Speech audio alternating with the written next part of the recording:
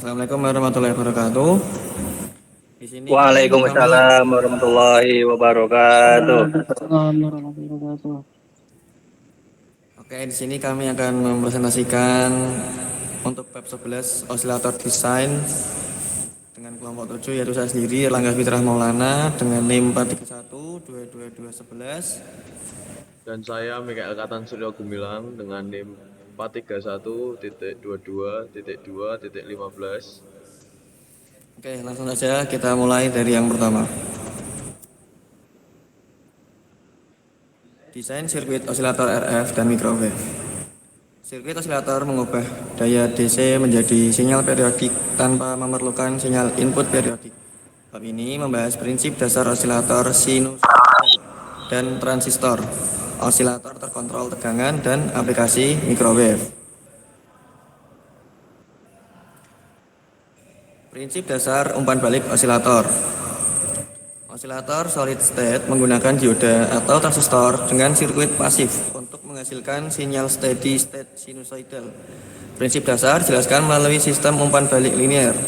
Ketika loop gain A beta sama dengan 1, kriteria Barkhausen, sirkuit berosilasi tanpa sinyal input. Yang dibagi menjadi dua, yang pertama kondisi osilasi loop gain A beta sama dengan 1 menghasilkan output tak terbatas tanpa input eksternal memicu osilasi berkelanjutan. Lalu perangkat aktif transistor atau dioda dengan resistansi negatif diperlukan untuk menghasilkan daya RF dan mempertahankan osilasi. Selanjutnya analisis sirkuit osilator umum. Sirkuit osilator transistor dianalisis menggunakan persamaan Kirchhoff pada 4 not.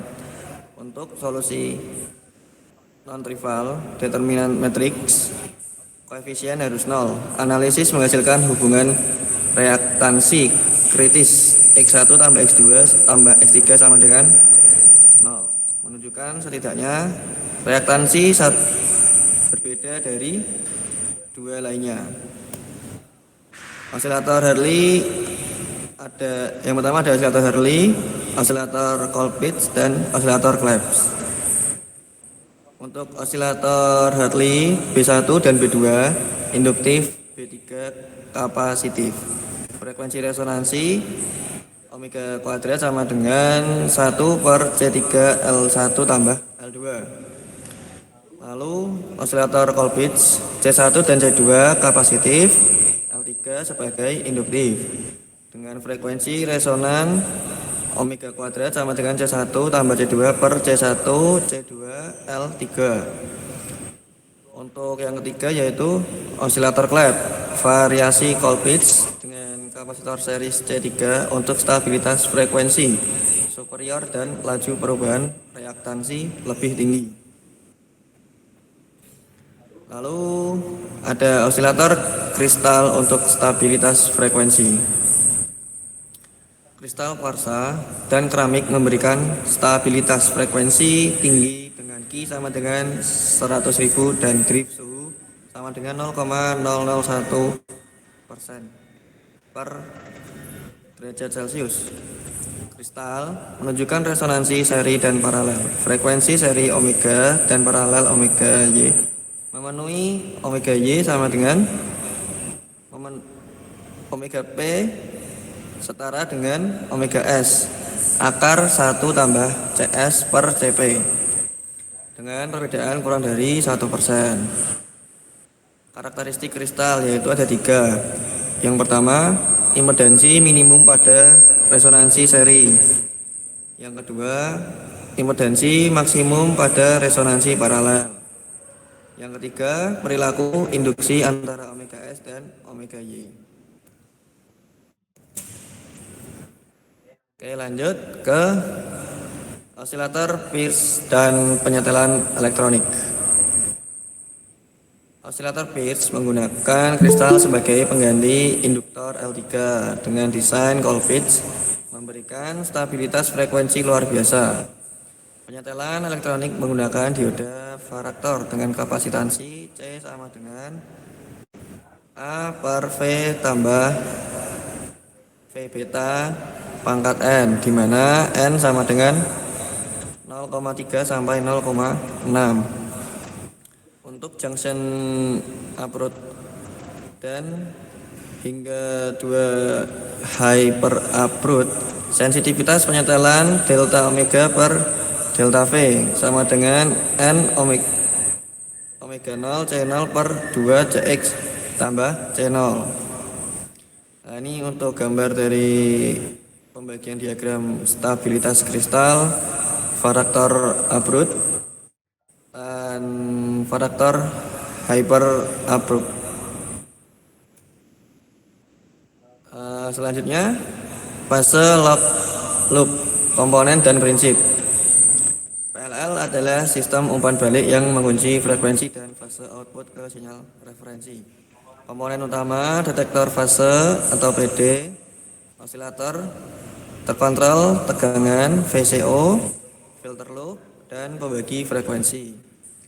Dalam keadaan stabil, F0 sama dengan Fm tambah NF. Detektor fase sinusoidal yaitu VE sama dengan A sin theta E dengan gain KD sama dengan VE per theta E, yang satuannya yaitu volt per radian. Dan untuk diagram gambarnya dapat dilihat sebagai berikut. Ada konus sin V dan sebagainya. Oke, selanjutnya akan disampaikan oleh teman saya, Michael Katon Surya Gumilang. Silakan. VCO dan filter loop dalam PLL. VCO memiliki karakteristik linear F0 dan sama dengan Fs plus K 0 VD, bertindak sebagai integrator dengan theta 0 S per VD dalam kurung S sama dengan K0 per S. Filter loop menghilangkan harmonik detektor fase. 3 jenis filter yaitu LED lag, integrator LED, integrator LED lag. LED lag filter adalah 2 resistor, 1 kapasitor. Respon frekuensi berubah pada 1 dan 2. Integrator lead menggunakan op-amp, karakteristik integrator di bawah 10 rad per S. Integrator lead lag dengan op-amp dengan 2 kapasitor feedback. Kontrol presisi pada 3 frekuensi kritis. Kemudian rentang akuisisi dan kinerja PLL. Out-in range atau rentang sinkronisasi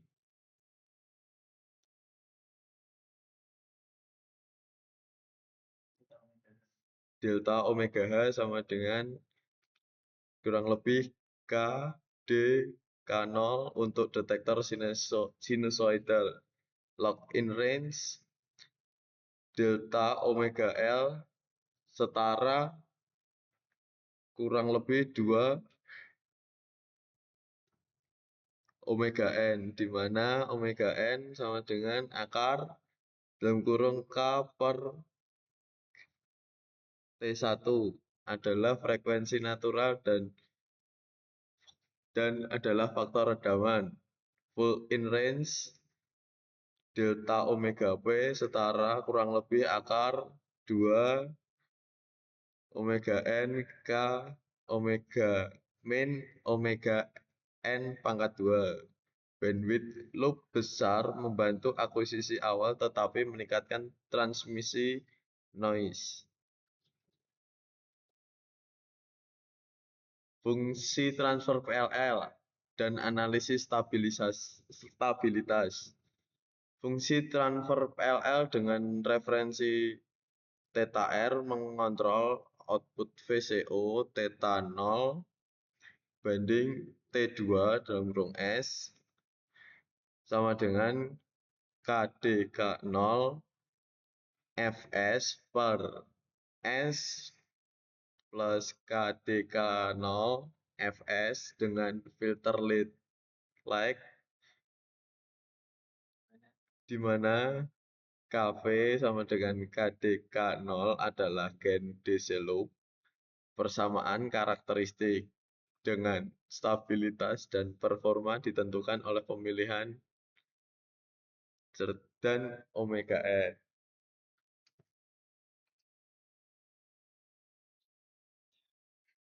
Lanjut.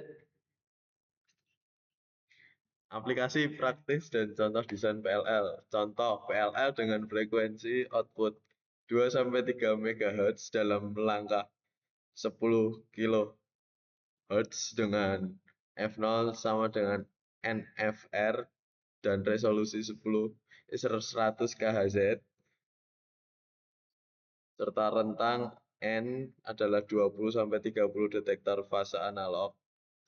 KD sama dengan 0,5 kali 0,5 kali 0,75 sama dengan 0,1406 volt per radian VCO. Untuk input 11 MHz dengan Fs 10 MHz. PLL digunakan dalam sintesis frekuensi, demodulasi FM, deteksi sinyal, dan kontrol kecepatan motor. Langkah-langkahnya yang pertama adalah menentukan spesifikasi, kemudian pemilihan komponen, kemudian kemudian desain filter, dan yang keempat adalah verifikasi kinerja.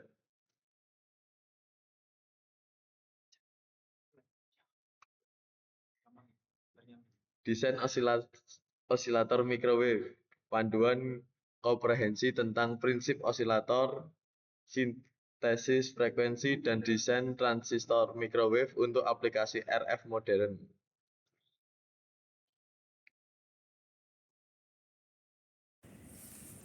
Oke, lanjut. Ada prinsip dasar osilator.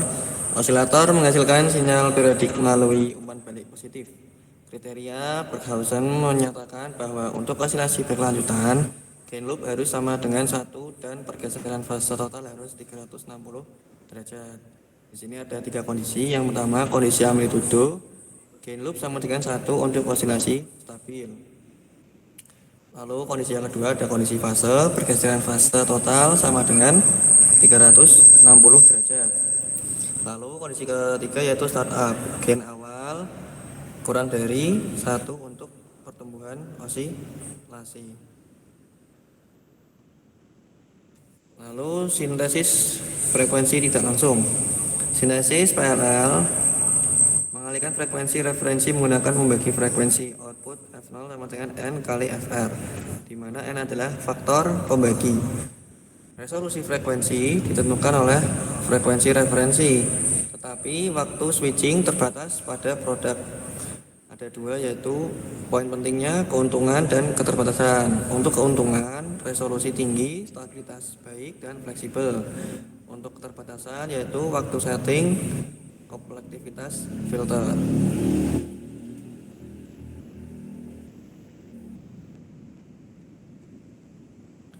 Lalu ada sintesis multiloop untuk jangkauan 1 sampai 50 MHz dengan resolusi 1 kHz 3 loop PLL digunakan. Loop A dan B menggunakan frekuensi referensi 100 kHz, sementara output A setelah dibagi M sama dengan 100 menjadi referensi loop C. Waktu respon keseluruhan minus 250 mikrosecond dengan resolusi 1 kHz tercapai. Yang pertama yaitu loop A dan B dengan frekuensi referensi 100 kHz. Yang kedua, pembagi output M sama dengan 100 untuk resolusi 1 kHz. Lalu yang ketiga, loop C referensi dari output A yang dibagi. Lalu ada osilator resistansi negatif 1 port. Dioda GaN dan imped menunjukkan karakteristik resistansi negatif. Dioda imped menghasilkan daya output lebih tinggi, puluhan hingga ratusan W dibanding GUN, tetapi GUN memiliki noise FM lebih rendah. Kondisi osilasi. Lalu osilator transistor microwave.